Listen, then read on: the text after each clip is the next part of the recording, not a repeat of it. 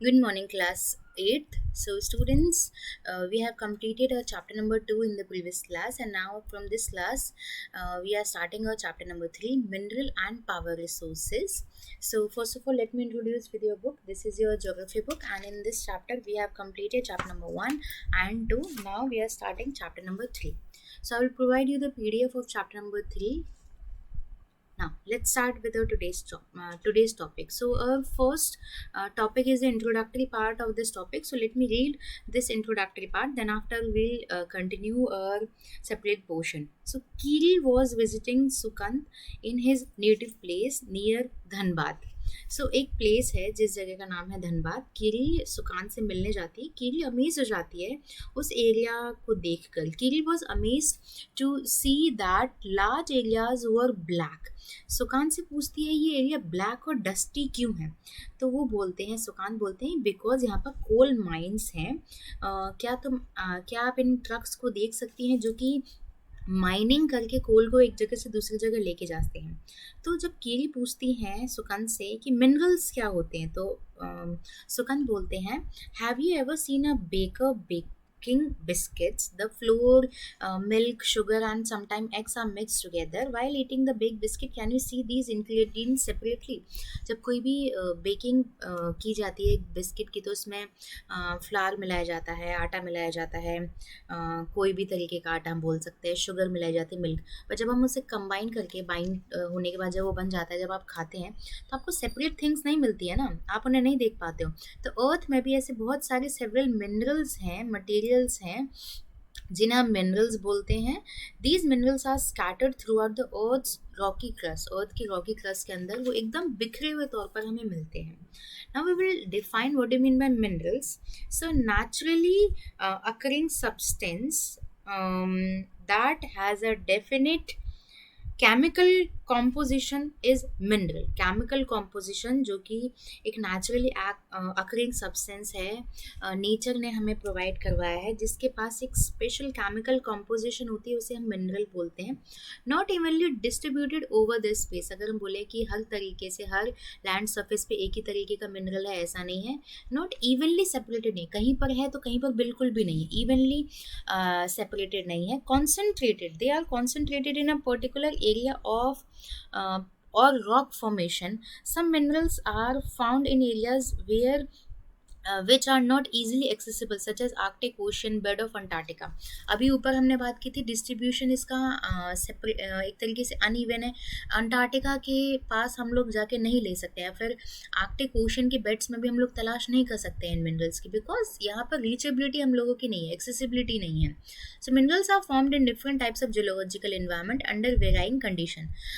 मैं अगर बात करूँ कोयला कैसे बना है, पेट्रोलियम कैसे बना है, इन मिनरल्स की अगर मैं बात करती हूँ ना, तो इन सभी की अलग अलग जियोलॉजिकल एनवायरनमेंट रही हैं और अलग अलग कंडीशंस रही हैं, जिसकी वजह से ये सारे के सारे मिनरल्स बने हैं.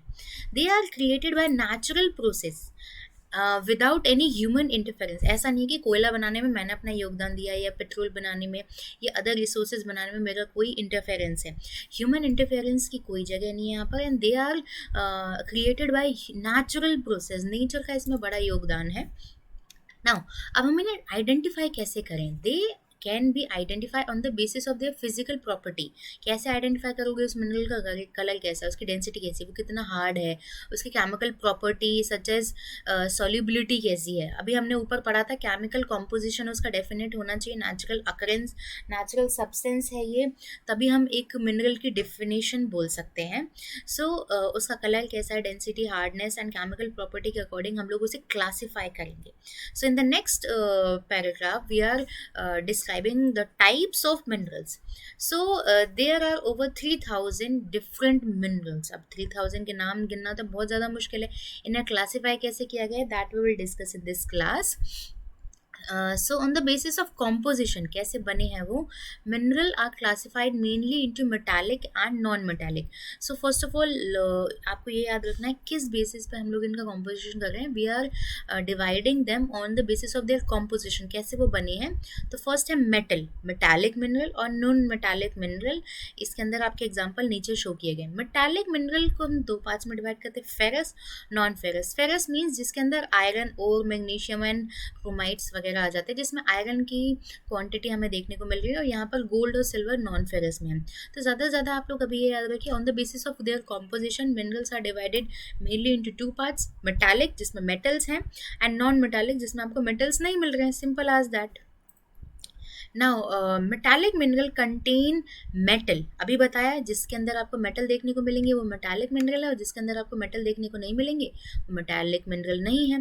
तो यहाँ पर हम बात कर रहे हैं कि wait for a while, metallic mineral के अंदर मेटल होता है रॉ फॉर्म में, कच्चे फॉर्म में।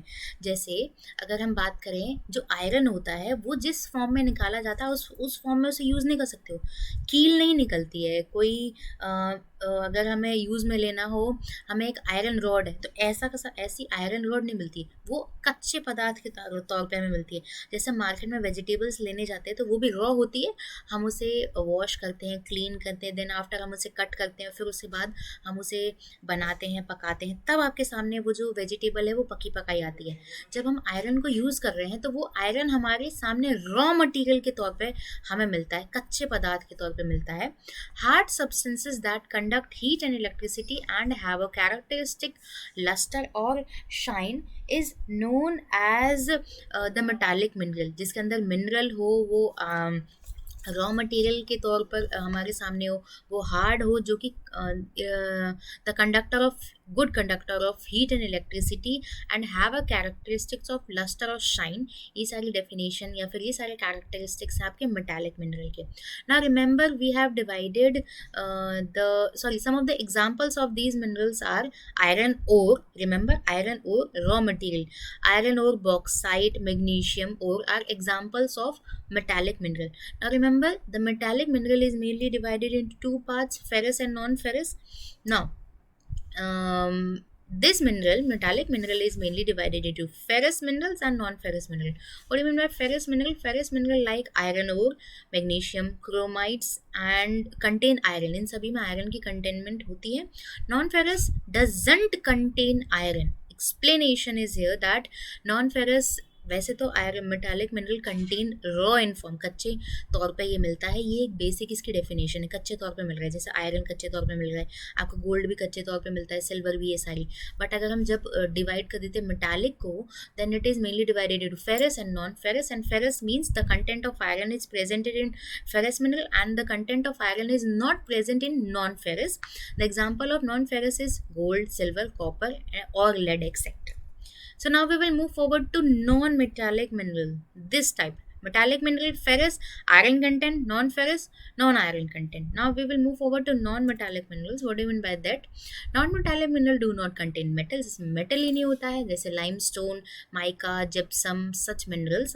limestone नाम की rock होते हैं, इनके अंदर the mineral like fuels, coals, petroleum, ये भी metallic non metallic mineral है. अब देखिए कोयले में कोई मेटल है, कोयला कोई मेटल नहीं है, पेट्रोलियम भी कोई मेटल नहीं है, तो सिंपल सी डेफिनेशन है, जिसमें मेटल मिले वो मेटालिक मिनरल होते हैं, जैसे आयरन हो गया, आपकी गोल्ड हो गया, और जिसमें मेटल नहीं मिले वो आपके नॉन मेटालिक मिनरल होते हैं ना। इन मिनरल्स को निकाला कैसे जाता है, एक्सट्रैक्ट कैसे किया जाता है, ये खुद तो बोलेंगे नहीं, खुद तो अपना पता बताएंगे नहीं कि दिस इज़ माई एड्रेस, इस एड्रेस पे पहुंच जाओ, जीपीएस से हमें ये अपनी इंडिकेशन दे नहीं रहे। इन्हें निकाला कैसे जाता है? By 3 major process, by mining, by drilling और quarrying. Now what do you mean by this? First of all we will discuss the definition of mining here. So what do you mean by mining? The process taking out mineral. देखिए ऊपर तो मैंने brief description चारों की दे दी है यहाँ पर, उसके बाद हम एक एक करके इनकी एक्सप्लेनेशन देखते हैं. The process of taking out mineral from rocks buried under the earth surface. Earth के अंदर अगर हम किसी भी प्रोडक्ट को निकाल रहे हैं, अर्थ के अंदर जितने भी रॉक्स हैं उनकी खुदाई करके हम प्रोसेस के ज़रिए निकाल रहे हैं, उसे हम माइनिंग बोलते हैं. जैसे माइनिंग के प्रोसेस के ज़रिए हम लोग अभी निकाल सकते हैं हीरे की खदान. जैसे अभी हाल फिलहाल में एक केस बहुत ज़्यादा फेमस था कि मध्य प्रदेश में कुछ जंगलों को साफ़ किया जा रहा है बिकॉज वहाँ पर हीरे की खदान मिली है. तो वो किस प्रोसेस के ज़रिए हम मिनरल्स को आउट करेंगे? मिनरल्स को आउट करेंगे माइनिंग प्रोसेस के ज़रिए. Now, what do you mean by shaft mining? Minerals that lie at shallow depths, बहुत ज़्यादा deep नहीं, shallow depths are taken out by removing surface layer. Surface layer को हमने हटा दिया और उसके ज़रिए हमने हमारा मिनरल निकाल लिया. इसे हम बोलते हैं ओपन कास्ट माइनिंग. जब हम डीप बोर्स लगाते हैं, ये डीप बोर्स हमने बहुत अंदरूनी तरीके तक गड्ढे किए. Deep bores shafts have to be made to reach mineral deposit that lie at great depth. अगर आप बहुत अंदर तक उसको खोज रहे हो उस चीज़ को, उस मिनरल को, तो वो होता है आपका डीप माइनिंग. अगर आप सॉरी, वो होता है शाफ्ट माइनिंग. अगर आपको सिर्फ और सिर्फ उसकी लेयर्स को रिमूव करके ही अगर मिनरल्स मिल जाते हैं, जैसा कि इस डायग्राम में दिख रहा है, मैं आपको इसको जूम करके दिखा देती हूँ एक बार. ये देखिए, under sorry for this underground mining method. यहाँ पर हम लोगों ने लैंड सरफेस एरिया को हटा दिया, उसके बाद हमें मिनरल मिल गए, जैसे कोल बोल्स मिल गए. इनसे ये है किसका डेफिनेशन, ये है आपका, ये डिस्क्रिप्शन हो जाता है आपका ओपन कास्ट माइनिंग का. बट यहाँ पर हम जब बात कर रहे हैं शाफ्ट माइनिंग की, शाफ्ट माइनिंग के लिए हम लोगों को क्या करना पड़ता है, शाफ्ट माइनिंग के लिए हम लोगों को बहुत डीप बोर्स करने पड़ते हैं, बहुत अंदरूनी गड्ढे करने पड़ते हैं. ना अब हम बढ़ते हैं आगे. हमारी 4 प्रोसेस थी माइनिंग की, ऊपर देखेंगे हम अगर तो. Mining, open cast mining and shaft mining we have done. Now drilling process क्या होता है, हम सभी के घर में ड्रिलिंग प्रोसेस के जरिए कीलें ठोकी गई हैं. अब इन डीप ड्रिलिंग का मतलब क्या होता है, ड्रिलिंग की प्रोसेस को हम देखते हैं. So for drilling petroleum and natural gas occur far below the earth. अब पेट्रोल को आपको निकालना है तो यूं ही हम गड्ढे करेंगे तो पेट्रोल तो निकलेगा नहीं. पेट्रोल और नेचुरल गैस बहुत डीप तक होते हैं, तो उससे आपको डीप वेल्स, लंबे लंबे डीप कुएं खोदने पड़ते हैं, बहुत गहरे कुएं खोदने पड़ते हैं, बोर करना पड़ता है. तब इन ड्रिलिंग प्रोसेस के थ्रू, इस पिक्चर में आप देख सकते हो, इस ड्रिलिंग में, इस पिक्चर को थोड़ा सा बड़ा कर देती हूँ so it will be visible to you. And ये रही है आपकी drilling. Sorry for this, wait for a while. इस प्रोसेस को थोड़ा सा, डायग्राम को थोड़ा, इसको डायग्राम को नीचे कर देते हैं, ये नीचे ही नहीं जा रही है. चलिए, इसको डायग्राम को आप देख सकते हो, लंबे लंबे इन्होंने डीप बोर्स किए हैं और यहाँ से आपका जो पेट्रोल है फिर वो निकाला जाता है. चलिए, पहले इनको एडजस्ट कर देते हैं, इनको अपनी जगह पे रख देते हैं. ना क्वेरिंग पढ़ते हैं. What do you mean by quarrying?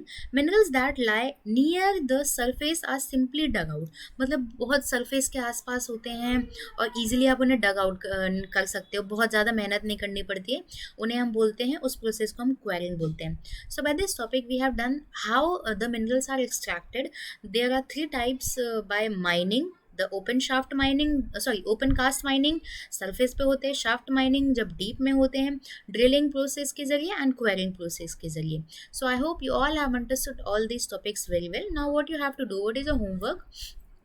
You have to write down the definition of minerals. What do you mean by mineral? This and the mineral, the definition of mineral is on page number 1. The naturally occurring substance that has a definite chemical composition is known as mineral. यहाँ पर आधी definition लिखी हुई है, आपको पूरी लिखनी है. And you have to draw this diagram, the types of minerals. You have to make this diagram in your white portion, and you have to describe this also, ferrous, non-ferrous, उसको एक brief description देना है. So I hope you all have understood the topic very well and the homework as well as. So that's for today's class. Thank you.